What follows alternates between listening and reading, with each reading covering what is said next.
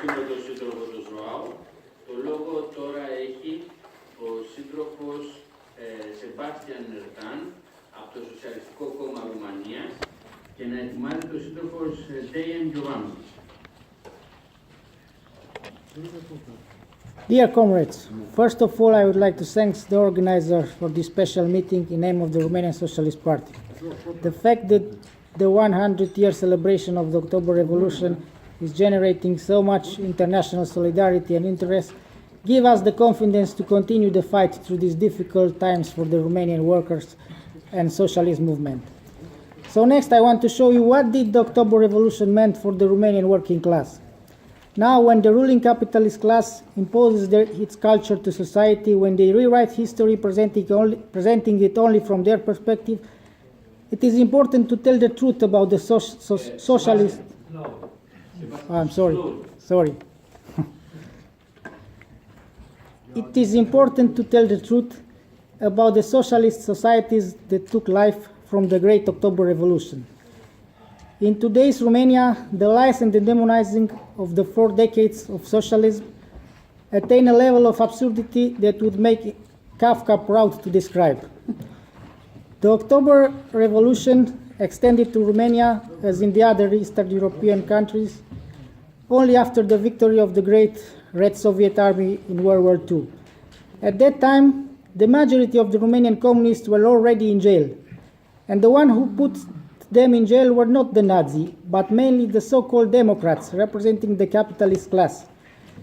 The repression of 4 socialists that were fighting for the interests of the working class started from the very foundation of the Romanian Communist Party in 1921 and reached its peak during the war. Speaking about democracy and freedom, it makes sense to remember that the bourgeois class has shot, tortured and sent to jail workers and peasants that were asking for bread in more than one cases, like in the 1907 peasant uprising or in the strikes of the night of 1918, 1929 and 1933. Thousands were killed and imprisoned. This was the democracy and the freedom in Romania before the Red Army defeated the Nazi and liberated communists from prison. Today in Romania, we have propaganda museums meant to point out the political repression used by communists.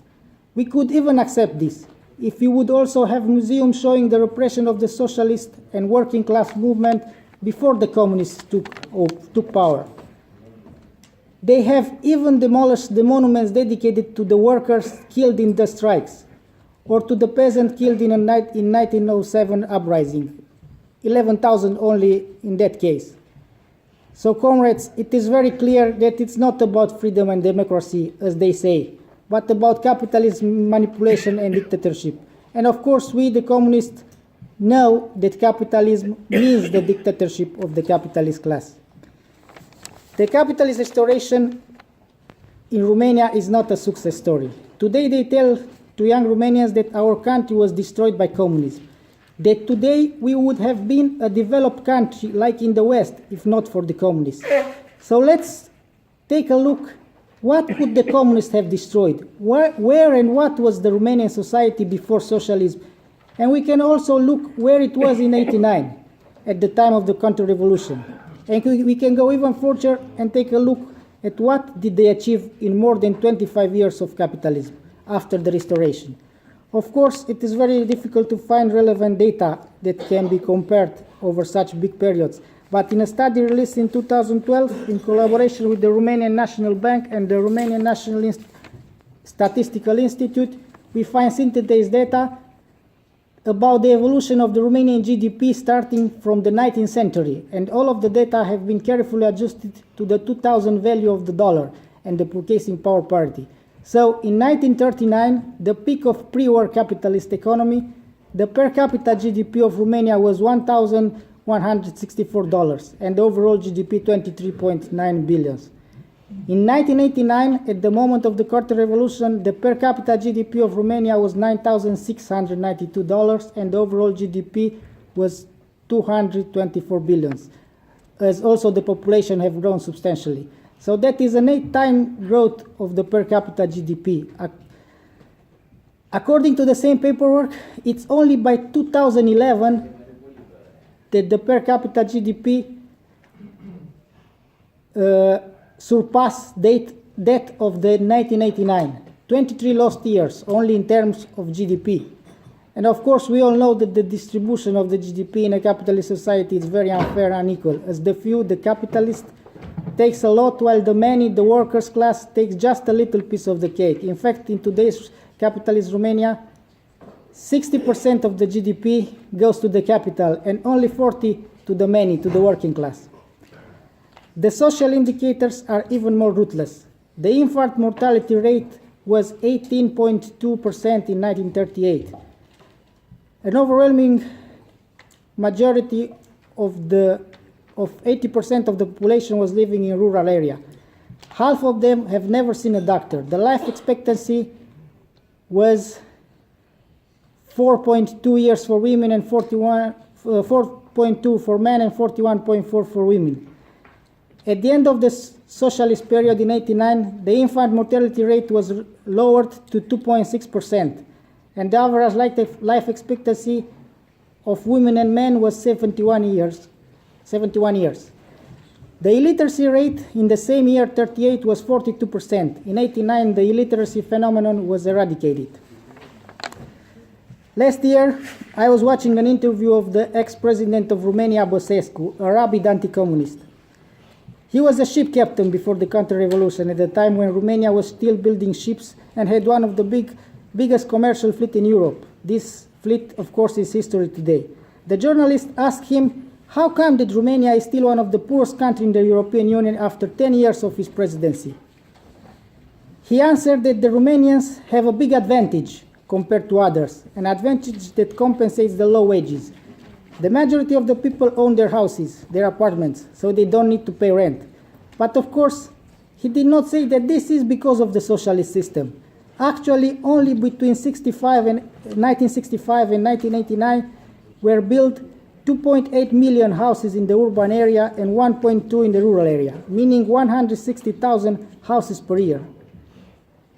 After the counter-revolution, until 2010, 700,000 houses were built. That is 35,000 per year. And of course, this is a joke compared to the socialist times. The result of capitalism was not only massive immigration, but also poverty. The socialist industry was destroyed. Many towns were depopulated, so the houses built there don't help anymore. And someone who comes into the big city looking for work must rent a room or take a big credit to buy one. And that only if he's part of the lucky ones earning more than 500 euros a month. Actually, 43% of the workers in capitalist Romania earn today less than 250 euros, and another 28% less than 380 euros. So that's 70% of the workers that earn less than 380 euros. This is the reality of the Romanian working class today. The October Revolution to Romania brought us a much demonized fact nowadays by the propaganda, the collectivization of land. The peasants were the first to be fooled by the capitalist propaganda. And this subject is one of the main anti-communist topics also today. Before the collectivization, the peasants had small parcels of land which fit only subsistence farming. 75% of them own a parcel of land between 0 and 5 hectares, and another 17% own between 5 and 10 hectares of land. So that means that 92% of the farm, if they had any surplus after eating, they would sell it to pay taxes. Only 8% of the farm were doing agriculture for profit. But what did the peasant gain with the collectivization? Many of them never realized that the fact they could send their children to the cities to study and work in the newly built factories and to live in conditions that they have never dreamed before in the newly built houses was also thanks to the collectivization, which raised productivity so that the products could be sold to pay the war debt and finance many of the initial social gains of the 50s. All of them were possible at the beginning thanks to the work of the peasants in the collective farms. So even if the peasants still don't realize it today, the collectivization, which was a direct effect of the October Revolution, have permitted the emancipation and the modernization of an entire generation of Romanians. And what about the peasants after the counter-revolution? Well, today, half of the agricultural land is owned by forgiven agriculture corporations and entrepreneurs. There are also big Romanian landowners in the other half, so the majority of the people have already lost the land. In fact, many of them have migrated in the West. Today, in a globalized capitalist world, it's most important that the real socialist communist movements come together to propose a joint strategy of fighting global capitalism. We cannot fight divided. We need more than ever international collaboration and helping each other, not by saying beautiful words, but by organizing ourselves at an international level. If the imperialist menace is global, the response should be global too.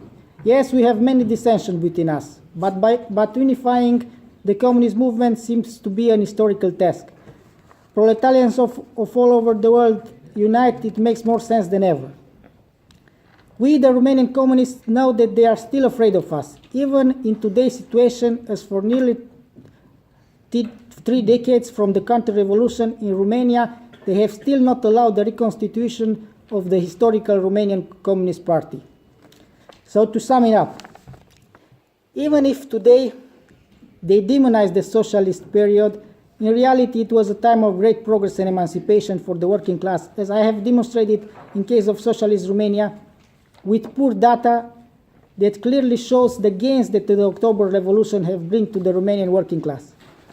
But I think the main lesson of the October Revolution is that capitalism can be defeated, and that a society without the capitalist class can exist and function and produce innovation and development.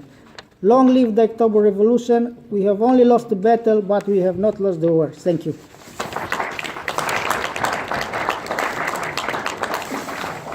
Ευχαριστούμε τον σύντροφο τον Σεβάστιαν.